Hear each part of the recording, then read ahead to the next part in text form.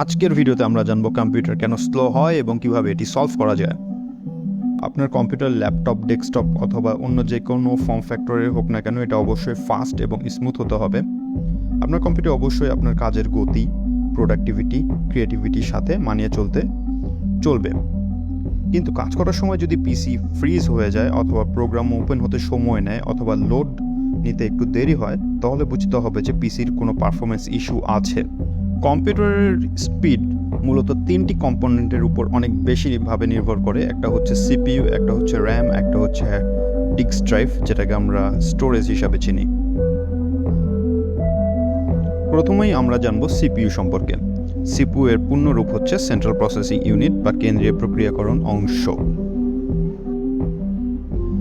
CPU সম্পর্কে সংক্ষেপে যদি বলি, তাহলে সিপিইউ হচ্ছে সেন্ট্রাল প্রসেসিং ইউনিট, যাকে আমরা প্রসেসর নামে চিনি। প্রসেসরের পারফরমেন্স পরিমাপ করা হয় গিগাহার্টজ দিয়ে। এটি যত ফাস্ট হবে তত দ্রুত আমাদের কম্পিউটার এবং অ্যাপসগুলো রান করবে। তো সিপিইউ এর উপর অনেকাংশে কম্পিউটারের স্পিড ডিপেন্ড করে।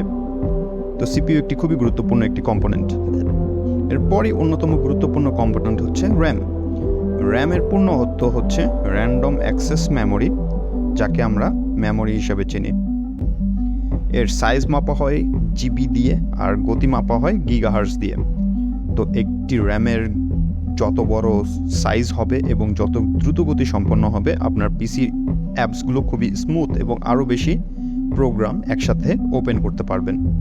তো র্যাম বলা যায় কম্পিউটার অন্যতম গুরুত্বপূর্ণ একটি কম্পোনেন্ট, যা আমাদের কম্পিউটারকে আরও স্মুথ এবং আরও বেশি বেশি প্রোগ্রাম ওপেন করতে সহায়তা করে।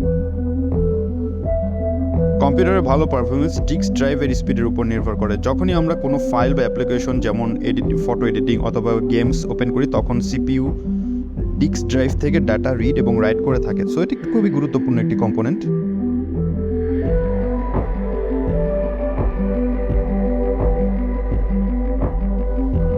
এখন আমি আপনাদের সাথে শেয়ার করব কম্পিউটার যদি স্লো হয়ে যায় সেই ক্ষেত্রে কীভাবে কম্পিউটারকে একটু হলেও ফাস্ট করা যায়। প্রথম ধাপটি হচ্ছে রিস্টার্ট কম্পিউটার। আপনার কম্পিউটার যদি একটু স্লো হয়ে যায়, তবে আপনি পিসিকে একবার রিস্টার্ট দিয়ে দেখতে পারেন। কারণ যখন পিসি রান করতে থাকে তখন অপারেটিং সিস্টেম র্যামে কিছু স্পেস বরাদ্দ করে দেয় বিভিন্ন প্রোগ্রামের জন্য। যখন র্যামের স্পেসগুলো ভর্তি হয়ে যায় বা পূর্ণ হয়ে যায়, উদাহরণস্বরূপ আমরা যদি বলি ব্রাউজারে অনেকগুলো ট্যাব ওপেন করে রাখলাম, তখন পিসিটা স্লো পারফর্ম করতে থাকে। তখন সিম্পল একটা রিস্টার্ট যদি দেই, তাহলে দেখা যাচ্ছে র্যামের মধ্যে সকল ডাটাগুলো ক্লিয়ার করে ফেলবে এবং পিসির জন্য প্রয়োজনীয় অ্যাপ্লিকেশনের ডাটাগুলো নিয়েই আপনার র্যামটা লোড হবে। তো একটা সিম্পল রিস্টার্ট আপনার পিসিকে একটু হলেও গতি দিতে সাহায্য করবে।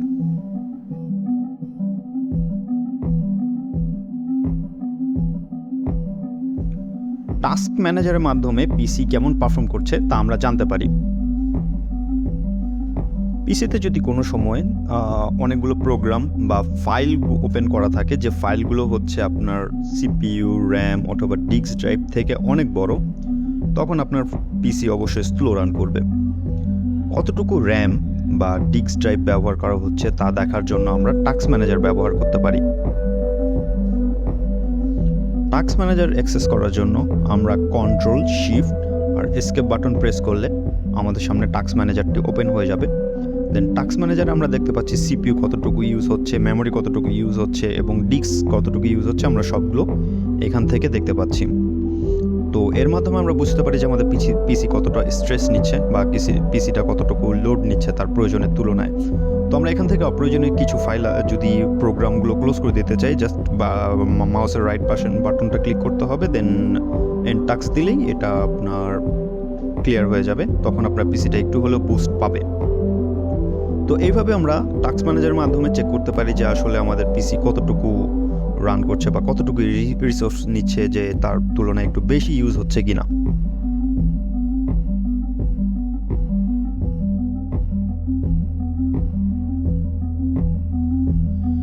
অনেক প্রোগ্রাম আছে যেগুলো কম্পিউটার ওপেন হওয়ার সাথে সাথে বুট আপ হয়। তো এটি একটি কমন একটি প্রবলেম। এতে অনেক অপ্রয়োজনীয় প্রোগ্রাম ওপেন হয়ে যায়, যেগুলো কম্পিউটারের ব্যাকগ্রাউন্ডে রান হতে থাকে এবং সেখান থেকে সিপিইউর রিসোর্স ইউজ করতে থাকে, র্যামের জায়গা নিতে থাকে এবং হার্ড ডিস্কেরও জায়গা নিতে থাকে। তো এটার ফলে কম্পিউটার অনেক স্লো পারফর্ম করতে থাকে। তো আমরা টাস্ক ম্যানেজারের মাধ্যমে যে সকল প্রোগ্রামগুলো ব্যাকগ্রাউন্ডে অটোমেটিকলি ওপেন হয়ে যায় সেসব প্রোগ্রামকে আমরা চাইলে ডিসেবল করে দিতে পারি। ডিসেবল করে দেওয়ার জন্য আমরা Ctrl+Shift+Escape বাটন প্রেস করলে কম্পিউটার টাস্ক ম্যানেজার ওপেন হয়ে যাবে। সেখান থেকে স্টার্ট আপটা সিলেক্ট করতে হবে। স্টার্ট আপ থেকে আমরা দেখতে পারবো আমাদের কোন প্রোগ্রামগুলো কম্পিউটার যখন ওপেন হয় তখন সাথে সাথে এই প্রোগ্রামগুলো ওপেন হয়ে যায়। তো এখানে আমরা দেখতে পাচ্ছি অনেকগুলো প্রোগ্রাম আছে যেগুলো কম্পিউটার ওপেন হওয়ার সাথে সাথেই আপনার ওপেন হয়।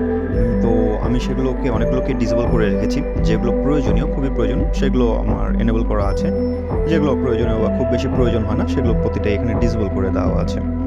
এর ফলে আপনার কম্পিউটার ব্যাকগ্রাউন্ডে বেশি রিসোর্স রান হতে থাকবে না। তো আমি একটা উদাহরণ দিই। জাস্ট কোনো একটা যে প্রোগ্রামটা আমি ডিসেবল করতে চাচ্ছি, জাস্ট সেটার উপরে ক্লিক করলে দেন নিচে ডিসেবল বাটনটা আছে, ডিসেবল বাটনে ক্লিক করলে আপনার এই প্রোগ্রামগুলো আর ব্যাকগ্রাউন্ডে রান করবে না বা ওপেন হবে না কম্পিউটার ওপেন হওয়ার সাথে সাথে।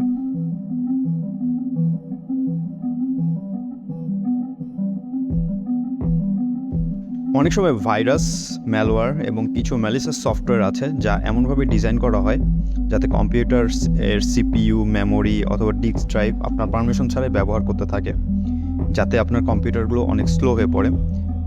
তো আমরা উইন্ডোজ সিকিউরিটির মাধ্যমে এগুলো আমরা চেক করতে পারি। তো আমরা স্টার্ট মেনুতে প্রেস করে উইন্ডোজ সিকিউরিটিতে ক্লিক করব। সিকিউরিটিতে ক্লিক করার পর সেখানে উইন্ডোজ সিকিউরিটি আছে, এখানে সিলেক্ট করব। এখানে সিলেক্ট করার পর আমাদের কম্পিউটারে কোনো ভাইরাস অথবা কোনো থ্রেট আছে কিনা আমরা তা এখানে দেখতে পারবো। এখানে যদি রেড চিহ্ন থাকে, কোনোটা যদি লাল একটা চিহ্ন থাকে, তাহলে বুঝতে হবে আপনার কম্পিউটার থ্রেটের মুখে আছে। তো আমার এখানে কোনো কিছুই দেখাচ্ছে না, তো আমার কম্পিউটার মোটামুটি সেফ আছে। তো এইখান থেকে আপনারা চেক করতে পারেন যে আপনার কম্পিউটারে কোনো ভাইরাস অথবা ম্যালওয়্যার আছে কিনা। তো এছাড়া আপনারা অনেক থার্ড পার্টি অ্যাপস আছে, থার্ড পার্টি অ্যাপসগুলো ব্যবহার করে আপনারা আসলে আপনার কম্পিউটারকে চেক করতে পারেন। তবে থার্ড পার্টি অ্যাপস ব্যবহারে একটু সতর্ক থাকতে হবে। মাইক্রোসফট স্টোরে যেসব অ্যাপসগুলো পাওয়া যায় এবং অথেন্টিক যেসব থার্ড পার্টি অ্যান্টিভাইরাস সফটওয়্যার আছে সেগুলো ইউজ করতে হবে। যেমন উদাহরণস্বরূপ হচ্ছে অ্যাভাস্ট অ্যান্টিভাইরাস, যেটা খুবই পপুলার, আমরা সেটা ইউজ করতে পারি। বাট নর্মাল ইউজের জন্য আমার মনে হয় যে উইন্ডোজের যে সিকিউরিটি সিস্টেমটা আছে সেটাই ইউজ করাই বেটার, এটা খুবই বেটার।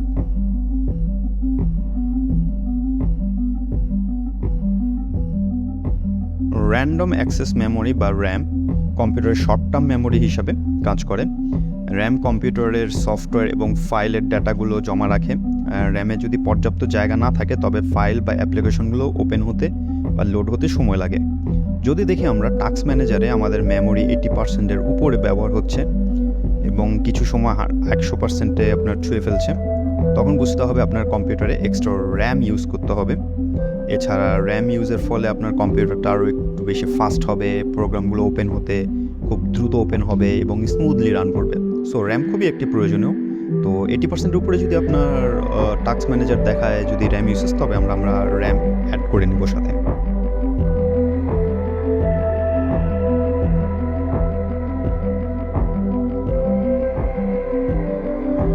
কম্পিউটার ভালো পারফরমেন্সের জন্য ডিস্ক ড্রাইভের স্পিডের উপর অনেকাংশেই নির্ভর করে। যখন আমরা কোনো ফাইল বা অ্যাপ্লিকেশন যেমন এডিটিং সফটওয়্যার অথবা গেমসের কোনো সফটওয়্যার ওপেন করি, তখন সিপিইউ ডিস্ক ড্রাইভ থেকে ডাটা রিড অ্যান্ড রাইট করে থাকে।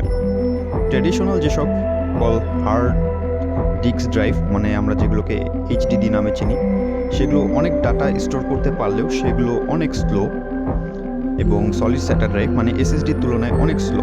কারণ হার্ড ড্রাইভ মানে এইচডিডিতে মুভিং পার্ট ইউজ করা হয়, কিন্তু এসএসডিতে সেই মুভিং পার্টগুলো নেই, যার কারণে এসএসডি অনেক ফাস্ট। সো আমরা যদি কম্পিউটার আমাদের কখনো স্লো হয়, তখন অবশ্যই আমাদের এইচডিডি থাকলে সেটাকে এসএসডিতে চেঞ্জ করে নিতে হবে। সো আজকে এই পর্যন্তই, দেখা হচ্ছে নেক্সট ভিডিওতে। Thank you for watching.